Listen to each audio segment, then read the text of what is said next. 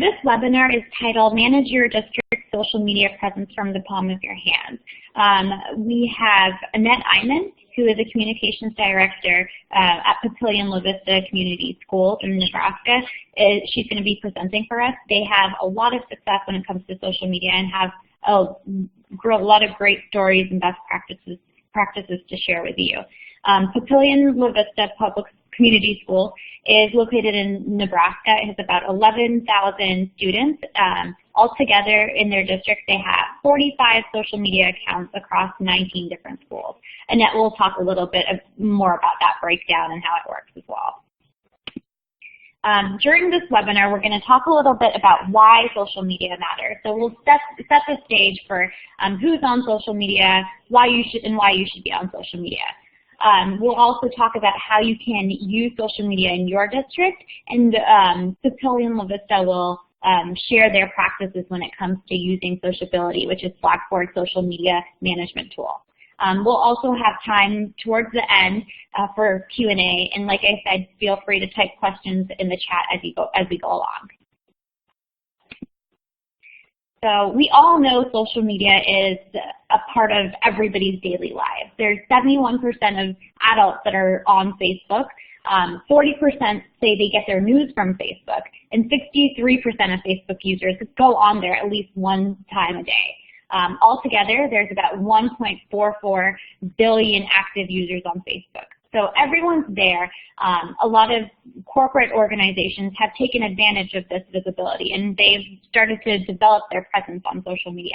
And now we're really seeing education come there as well. It's very new, but it's something that is going to stick. Like I said, social media is growing. We recently conducted a parent engagement survey. The results will be out later this month, but parents stated they spent at least 1 hour, 40 minutes on social media a day. That's 100 minutes per day. That's a lot of their time. And there are, despite this large use or growing use of social media, half the schools are very infrequent users of social media. So it's not popular yet in education, and it needs to be, because that's where parents are. One other interesting stat that came out of the survey was that 67% of parents who are dissatisfied with the level of communication they receive from the district, they are part of districts that do not use social media frequently. We know that social media does increase satisfaction for parents when their districts and schools are using it. In fact, another stat that's not on this page was that schools that use social media along with mobile experience a 17.5% increase in satisfaction with the level of communication when they're using those new tools. So it's not really that districts don't see the value in social media. They do. They recognize that it is a valuable tool. 30% say 31% say it's very valuable, 33% say it's valuable, and the other 33 say it's somewhat valuable. So it's known as a tool that is going to improve their communication strategy.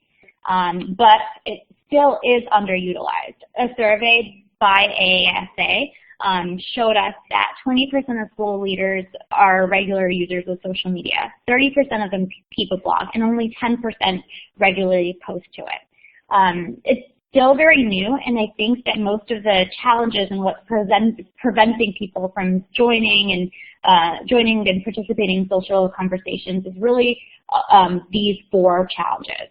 The first one being getting started. It's hard to take all your schools within your district and all the classes and grades and groups within those schools and just get them started in social media and have them develop their develop and set up their social media groups. And then another challenge is content management. When we speak to communications directors, they say that what should we post? We don't know what to post. We don't know when we should post. We don't know what language to use when it comes to social media. It's all very new, and how do we manage what's going on out on social media when it comes to our school? Another challenge is just monitoring. There's so many comments being posted in social media on a daily basis. How do we monitor all those? How do we keep up with all those? So when people have questions, how will we know? that's a huge challenge as well. And then the other challenge is policy management. Like I said, teachers, school leaders, district leaders, they don't really know how and when to post to social media because it's so new. So we're finding that just having those policies in place and developing those policies is a big challenge for getting started with social media. And then I'm going to pass it on to you to talk a little bit more about how you have created a social media presence at Papillion. So I think that's a big question, is how do you go about doing that and how do you implement it at a district level? So I go back to the basics of PR and Communication 101, and it all starts with research. I think it's critical, and I'm a huge believer in our positions, you don't have time to just put something else on your plate because it's the latest and greatest. If you're going to add something, you're going to do it purposeful and because there's a reason and you're fulfilling a need. So first thing you need to do is figure out what is that communication need in your district, what are your gaps. And so what we did is we do an annual communication survey of both our staff and our parents and say, what information are you getting and how are you getting it? And we researched and found out how many of our parents were on Facebook, how many of them were using different types of social media, and then what types of information did parents want to get. And we used that information then to define what our social media plan was going to be. The other thing that I think is really important, and I don't think it matters if you're just getting started or if you've been doing social media, but you need to look at what are the best practices out there. When we first started this 6 years ago, a lot of the advice that we were given was just jump in and do it. And I felt like when I'm responsible for the image of the school district and the superintendent, jumping in and doing it was not something that I wanted to do. It's not something that I felt comfortable with. So we really wanted a plan that was based around what our best practices. So we did a lot of ground level research on what's the best vehicles. If we're going to do social media and social engagement, then what are the best vehicles for us and what types of information needed to be in there. So that was the research that we did to develop. Then step 2 of PR 101 is to develop that plan. So what does it look like in our district? In our district, we now have 3 main areas that we focus on. That's Facebook, Twitter, and YouTube.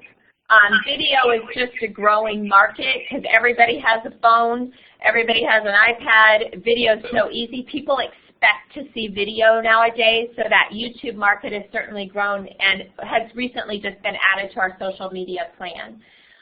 When we first started, we tied Facebook and Twitter accounts together. We've now separated them because the way the two are being used, again, that goes back to your best practice, the way the two are being used is very different. 6 years ago, Twitter didn't have the market that it has today. So I think that those are really important factors as you get in or as you ongoingly develop your plan and look at your plan and analyze what's happening in your community. You want to look at all those different pieces. So we jumped in, our social media plan as a school district, we have it on 3 levels. We have it on a school level, we have it on a district level, and we have it on a classroom level. So if you're going to do that and you're going to encourage teachers to use Facebook or Twitter or whatever your social media vehicle may be as a communication tool, the critical piece is that you have guidelines to do that. So we have very written and strict guidelines that we follow throughout our entire school district.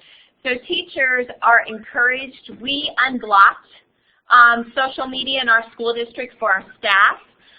We made that a very conscious decision so teachers can be on Facebook during the day because it's a communication tool for them to use with parents. But we have very clear guidelines on how it should be used. I'd be glad to send those to anybody that wanted them. But one of the key guidelines, I think, is that every Facebook or Twitter account or social media that's created by a teacher has the school principal or someone from our communications office as an administrator on that page as well. So we know usernames and passwords. So if something were to happen on that page or to happen with that staff member, we have control over that page because it's got our school district or our school, individual schools' names on that. I think that's a really important piece, is to have some really clear guidelines on how you're going to do it. Also, we hold very true to the rule of 13. So if you're not 13 years old, which is between 7th and 8th grade, then as a student you shouldn't be on social media. If parents choose to allow their younger children onto social media, that's parents' choice. But as a school, we're not going to promote the violation of that guideline of 13. So our pages from a teacher level are, at the elementary, are targeted at parents, not students. And I think that that's really important. So at elementary, the communication is targeted at what do parents want to know about what's happening. And at the middle school, they're targeted at what parents want to know. But at the high school, you start to see teachers using social media as a communication tool with students and also as a teaching tool. So that's where it starts to blend a little bit. The other piece that was important in our plan is that we decided, and we knew that from our survey, that if we were going to use social media, we needed to provide ongoing training for parents. Because if we're promoting that as a school district, not just for parents to use, but also at the secondary level for students to use, then we needed to provide ongoing training for parents. So we bring in a social media expert that talks to our parents about what is social media and how should they monitor it and what should parents know as well. So that parent training piece was a part of our plan. The other piece, when we went into the implementation phase, I think that's really important. And again, it goes back to having a big master plan of how you're going to use social media in your school district. But we created generic social media accounts to tie, email accounts, to tie all of our social media to. So Annette Iman, as the communications director, it's not my personal or my work email account or my personal email account that's tied to our social media account, but there's a generic social media account. So if I were to leave, or if a building principal were to transfer schools, that social media account still stays very alive and active. It's not tied to an individual, but it's tied to the organization as a group. And I think that that's a piece that's really important as you implement your overall social media plan. And we also do that with the teacher pages. We tie it to their professional account, their professional email account. So then when they leave, we have control over that email account as well. The other part of the implementation was the monitoring. And when we originally started this 6 years ago, our ability to monitor, so we created a Facebook and a Twitter account for every one of our schools, which now we have 19. We created, and then we allowed teachers use was optional. School use was also optional. We pushed stuff from the district page to their school page, but it didn't take them but a year before every school kind of took on their own identity with their individual pages. So some principals were very hesitant at first. We eventually got there. So that monitoring piece of how do we monitor all of those different accounts was a challenge, and we did that through email alerts is how we originally did that. I'm going to talk about how we overcame that challenge in a little bit. Our communications department helps, we keep the district level stuff up to date, and then each school is responsible for theirs, but we push stuff from the district level to the individual schools. So what do we use on our pages? What information do we put on our school district pages? From a district perspective, it's pictures, pictures, pictures, pictures. And that would be true with all of them, school, classroom, and district perspective. The thing that we found that engages people in our social media are photos. We've got to put photos up. The comments, you know, I think they help with an information, but if you don't have photos to go with it, you don't get that engagement, which is what you really want from social media. You know, the big gap in our social media, in our communication plan, was that two-way dialogue. And that's why we embarked in social media, is to engage in that two-way communication. So what we found is that pictures are what engage our community and our parents and our students at the secondary level in to our social media. Other things that we do from a district perspective, school board information, which again our research showed us that parents in our community wanted more information about our school board. So school board information was something that we decided that we use on a regular basis. Upcoming events in the district, we have two high schools and they just played each other last Friday night. So throughout the week we were promoting, you know, the big game, the big community game, because it's a big community activity. So we promoted that all week on our social media that this was coming up. And then the day of, we took pictures at both of the pep rallies and said the Titans are getting ready, the Monarchs are getting ready, to try to engage and promote that event that was coming up for the school district. School closings, of course. If you want something controversial, decide if you're going to open or close school. School closings, of course, we always put on social media. That engages people. We always give feedback on the school closings. And then just educational events. If we're out in the schools and we're taking a picture of a math lesson, we'll put that up. Because one of the things we knew from our communication survey is that parents wanted more information about the actual curriculum and what was happening in the classroom. On the school, so that's on a district level. On a school level, it looks similar. On the school level, it's school events, parent reminders, information, bullet stuff from their newsletters. Again, it's those activities and that engagement piece. What's happening in the classrooms on a regular basis? So the number one thing that we heard from parents is that they wanted more specifics about curriculum. So for example, we switched from to math investigations, which is a very mental math type of curriculum.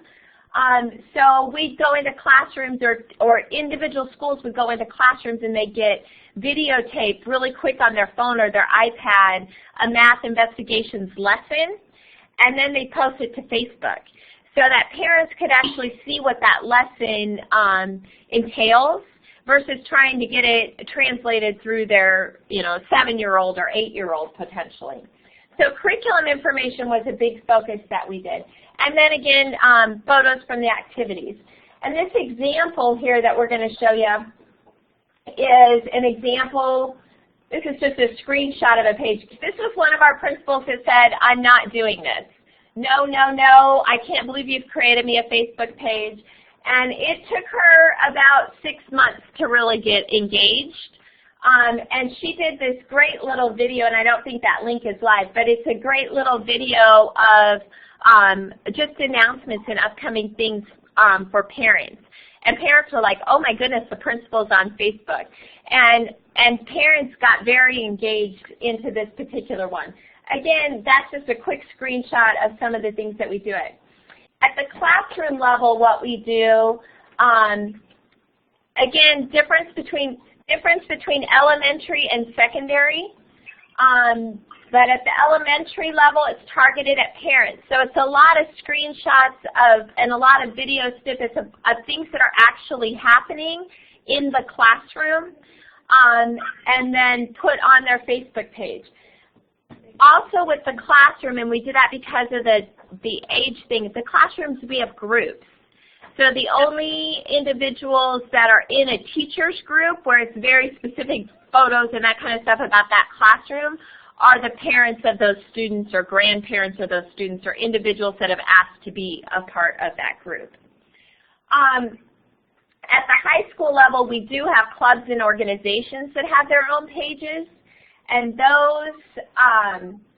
those are our pages. They're actual fan pages versus groups. So we open those up. So like if the student council wanted a page, we allow them to have a page because they're communicating to the entire school. This next screenshot on the next slide is one of my favorite, and it's an older comment, one of the first ones, but this is a kindergarten classroom, and it's a kindergarten classroom at one of our buildings that's about 70% free and reduced lunch. And the comment at the bottom of this is, thank you for the pictures. Not being able to see Justin daily, this really makes me smile as a dad to see him so happy. That is what Facebook and social media and our whole social media plan is all about. It's about that connection from parents, whether the parents have custody of their children, whether the parents live in our schools, whether they live in a neighboring state or a state on the other side of the country. It's that connection for parents to the classroom. And that's really why we do what we do with social media. It's because we know that when you connect parents to the classroom, and this is such a real, authentic way of doing that connecting, that students do better. They do better academically, their attendance is better, their behavior is better if parents feel that connection. So that comment is one of my favorite. It's one of the reasons that really captures why we do what we do with social media and why we have engaged it district-wide, school-wide, in every school as well as with our classroom teachers. So what are some of the challenges we face? What are some of the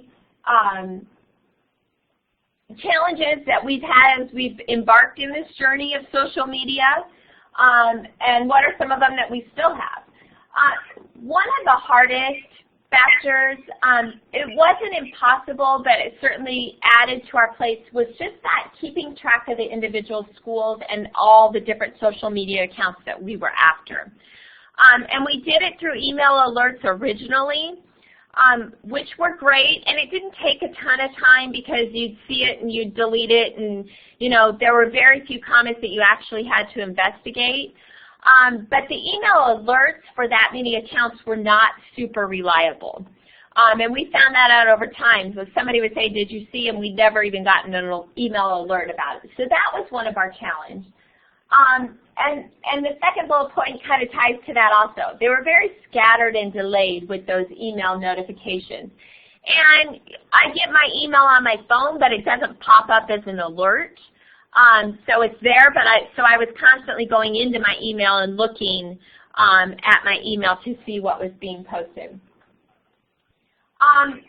The other challenge that we had, because especially at first, and we still do, when I sit at school board meetings, I tweet a message out and I tweet it to all the schools, or I tweet it out to all of the Facebook pages in the district. I posted on all the Facebook pages in the district.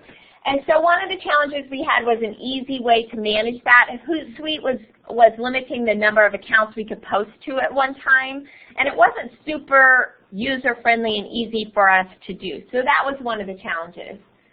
And then just responding to those conversations. When people would ask questions, sometimes they get buried. So how do we respond to those questions, to those conversations, and engage in those conversations to make sure that we too are being authentic in how we're utilizing social media? If somebody's asking us a question, we want to make sure that we're responding to those as well.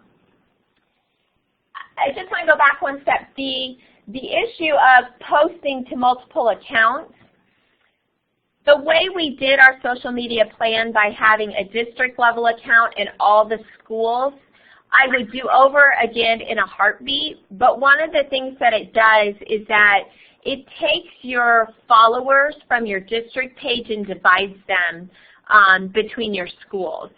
And so at first I was like, oh my gosh, we don't have that many followers on our district page. But then you start looking at the individual school pages and you realize, okay, our outreach is really big. So if I have a big issue, I post that on absolutely everything.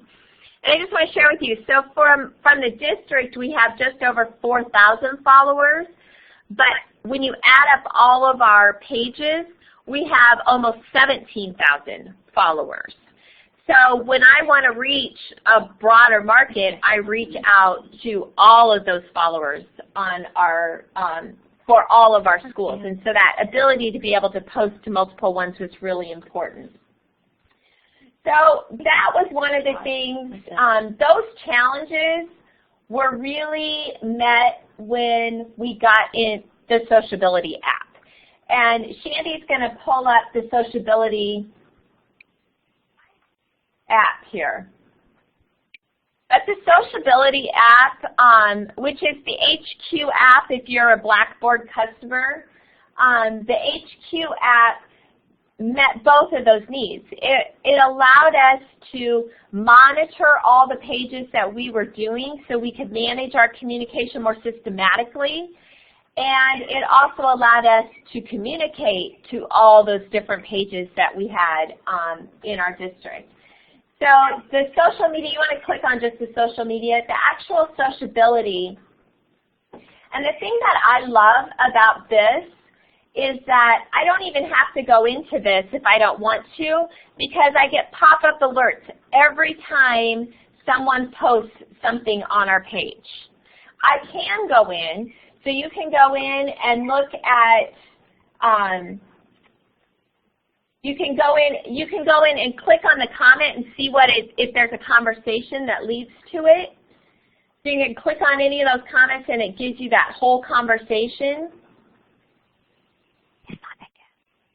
And you can see exactly where that conversation is coming from. So if you see an alert and you think, oh, I want to know more about what this comment is, so the alert pops up and I want to know more about what this comment specifically is, I can just go into the app and click on it and see the entire conversation. So that piece of it I love. The other piece, can you just go back, is this stuff down at the bottom. I love being able to identify the questions that pop up. So they pop up and they pull up as a question. So that helps us not miss questions so we can respond quickly to those questions. And then also the influentials. So I know who my influentials are. So if people are retweeting something that we have or liking a post that we have, I love that piece so you can actually see who those VIPs are, who are the people that are following you that have a lot of followers, because then their outreach with your engagement is enhanced all that much more. The other piece that I absolutely love, and Shandy, if you can go into the new message piece, so click back to the home. So if I want to, and can you just scroll over to the Twitter or Facebook at the bottom? Yeah. Either one, just pull one up. So when I'm at a board meeting, I sit there at the board meeting and I click on the account at the very top where it says one account. And you can click, can you click, yeah, and you can pull up, and I can select all my schools, or I can select specific schools, and I can type the message that I want to post, and it posts to all those pages. And one of the pieces that's really nice about it is it posts as that page. So instead of it coming from the district level, it comes from each of the individual schools. And so, for example, we had an issue with class lists at the beginning of the school year. So I sat down and sent out a message for every Facebook page that says, we've posted class lists on the front door of the school, so teacher assignments. We've posted them on the front door of the school. And it went to every Facebook page, and it looked like it was an individual post from each of those individual principals. Nobody knew that I sat at my house at 6:30 in the morning and did that post and sent it to every single page. It looked like it was coming from each of the individual principals. So that allows us as a communications department to support and help our principals with the whole role of managing and getting content on their different social media accounts. And you can post directly from this. You can post from Facebook. You can post from Twitter. You can copy what you're sending in Facebook and paste it into Twitter so it's the same message, or you can tweak it and change it a little bit, whatever works for you. This app has been huge in helping us meet some of the challenges that we were facing with our whole social media plan. It's just enhanced our engagement, and it's enhanced our ability to monitor the information and the content and what people are saying about our page.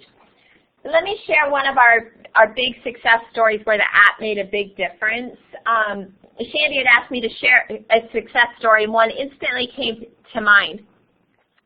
We had a situation last spring where we had ended up being a student that went to a public library, logged in, and put 3 posts and posted them directly on our page of the high school that it was a bomb threat and a shooting threat. They were both in there. It was 3 posts, bing, bing, bing. They were within about 4 minutes of each other. And then it was silent, nothing.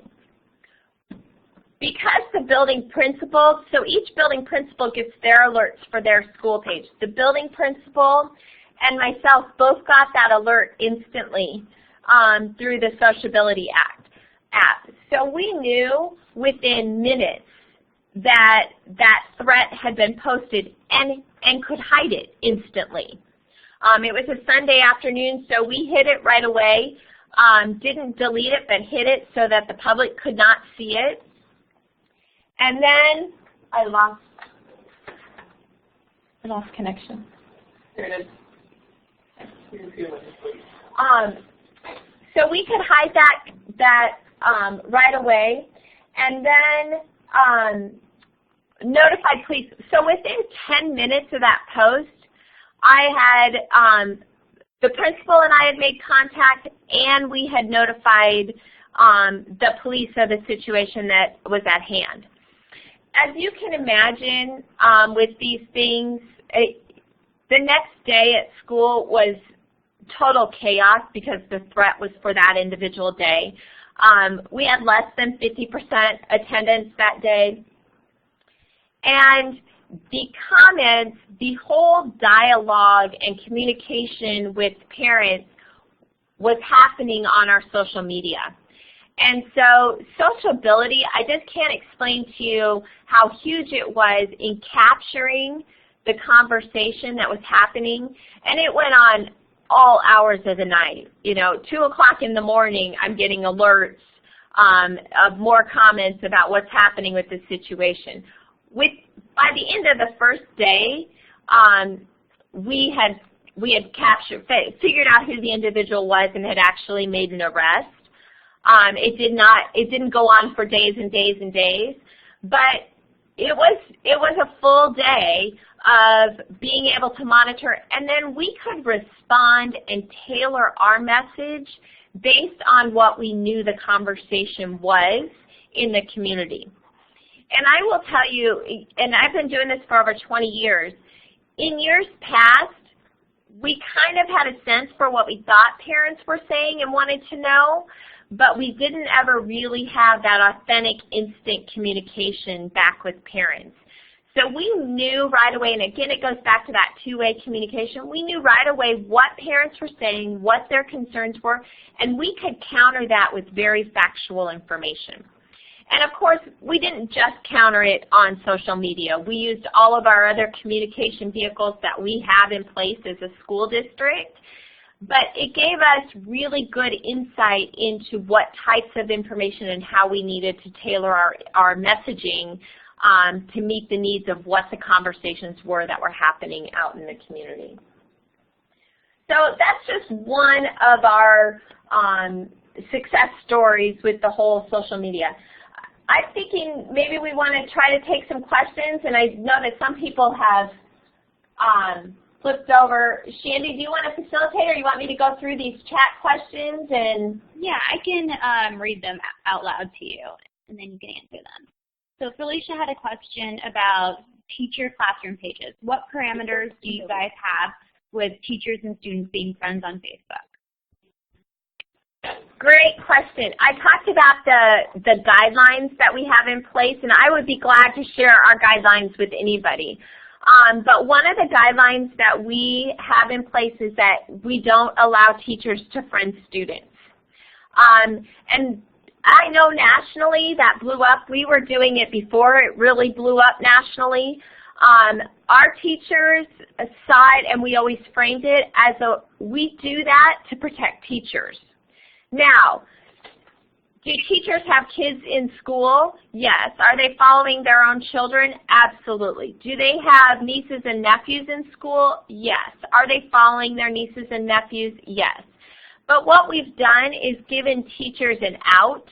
So when students or parents request teachers to follow them on their personal pages, we've given them an out, and we even wrote a message and sent it out electronic to all teachers that they could post or they could use in response. It says, the district has a procedure that prohibits us from friending students. So it's worked really well in our school district, but we do have an actual guideline that says you cannot friend students on your personal Facebook pages. Again, there's that distinction between personal pages and professional pages. And that's why we have, at the secondary level, we've got a lot of teachers that have the algebra Facebook page or their science Facebook page for their class, and they use it as an engagement tool for kids. That's okay. But your personal, and again, it just is, it's really put there as a vehicle to try to help. We all know that your personal and your professional life get very blended when it comes to teachers and education, but it's put there as a vehicle to try to help teachers keep their personal life, and their professional life. So I hope that answers your question, Felicia. Yeah, I think I saw her comment in the chat that she would like to see those guidelines. So the next question is from Nellie about who asked, how about if you're with school wires? Is there a better app for sharing social? We can't post to our Facebook pages properly. It doesn't pull page URL or images. So I can talk a little bit about that. So ParentLink, Connect, Sociability, and SchoolWires are all part of Blackboard's community engagement suite. So the integration for posting simultaneously through all of those products is pretty good. Like you can, if you're using Connect, you can post directly to all of your social media feeds as well as your website and mobile devices and emails, etc. So if you have SchoolWires and Sociability, we're always working on that integration and making sure that our products integrate better and better together. I think that was the last questions that I saw in the chat. Annette, thank you so much. This has been great. As a follow-up, we have a Sociability Demo. So the app that Annette just showed us in this webinar, we will be going through that in more detail and talking a bit more about what you can do and how this has been beneficial to a lot of our Sociability customers so far. That session is a 30-minute session, and it's on September 27th. At 2 p.m. Eastern. We then have another webinar, which is co-hosted with AASA. That's going to be on October 1st at 2 p.m. This is with Cindy Warner from Shelby County Schools. She's going to talk a little bit about how their district engages the broader community and some practices for doing that. Right now, we have some offers on the table for our community engagement suite. So for a limited time, if you buy ParentLink or Connect, you get Sociability free for 1 year. So that's what Annette showed you. That will be free for the first year. And if you have any questions, you can contact me, or you can visit this URL here and post your questions or inquiries there. That's it for today. Thank you all for joining us. I am going to send this presentation out in a follow-up email to all of you. I know I'm sure some of your colleagues wanted to join but were not able to, so you can share this recording with them as well. Thank you so much, Annette. I think this was a great webinar, and thank you so much for sharing your story and your app with all of us. Thank you.